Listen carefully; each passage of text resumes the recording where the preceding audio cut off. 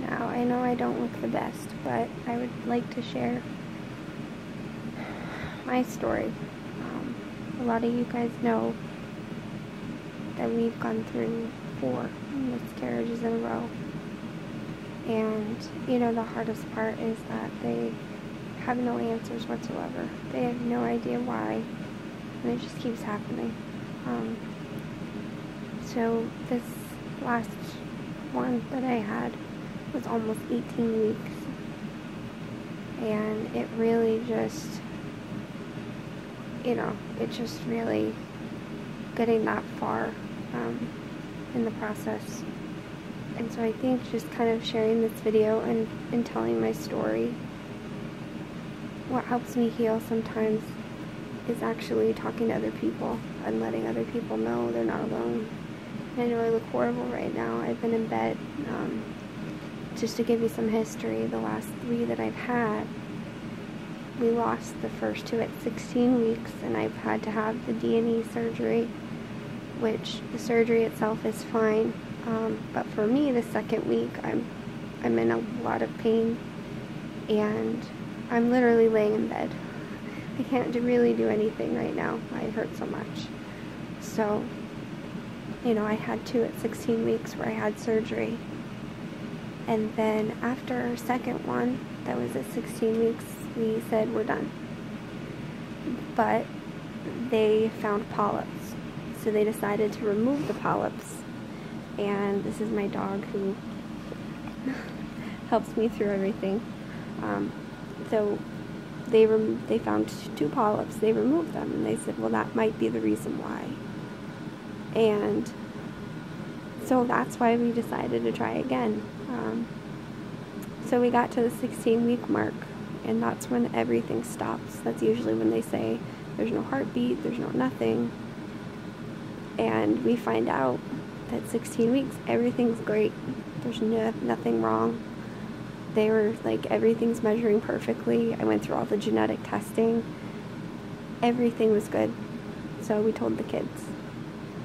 And that's been the hardest thing, because the kids knew all about it.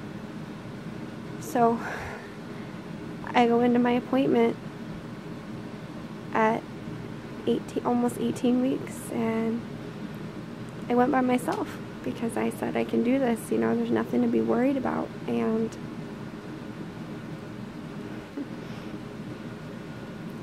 they went, and they couldn't hear anything again.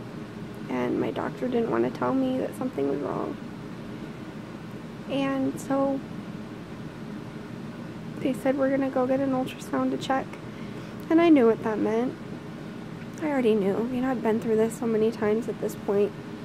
So, walked up, same person that had to tell me every single time that nothing was working. And I'm laying in the ultrasound room, and she doesn't want to tell me, because she's had to tell me twice before. So I look at her and I said, is there anything there? And she said, no, everything's gone, meaning no heartbeat. You know, there's nothing I could do. And I think that 3rd one, I was in shock. I didn't know what to do at that point. You know, having kids for me is difficult. I do have 2, but you know, when you have so many losses and then you hear that things are going to be fine, that's when you let your guard down. And that's what I've been trying not to do.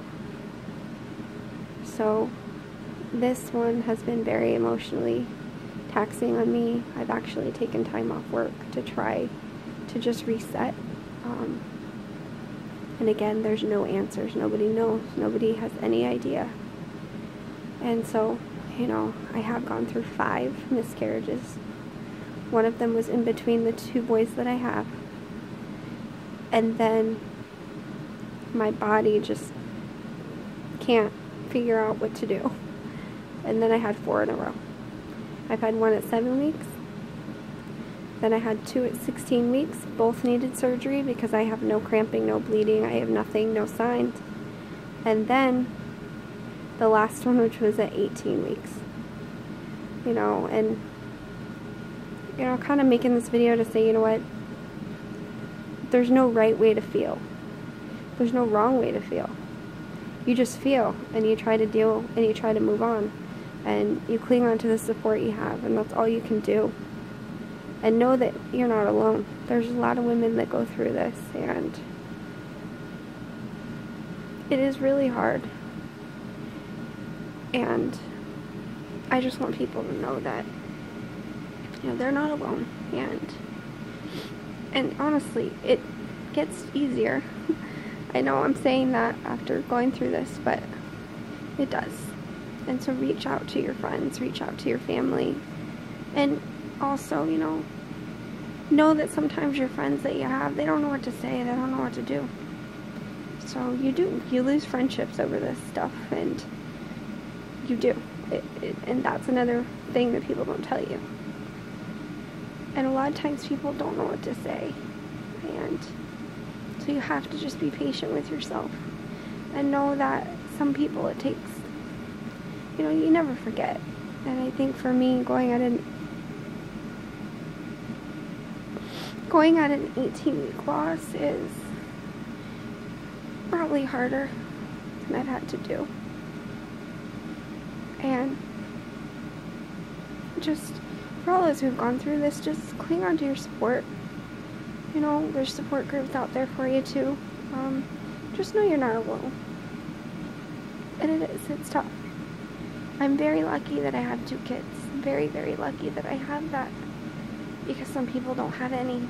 And right now I'm just trying to heal. I'm trying to physically, I'm not where I want to be. I like to run, I like to dance, and I can't do anything right now. So I know this was kind of long. I wasn't planning on talking this long, but just kind of wanted to share my story and let people know they're not alone. And if anyone wants to talk, I'm here.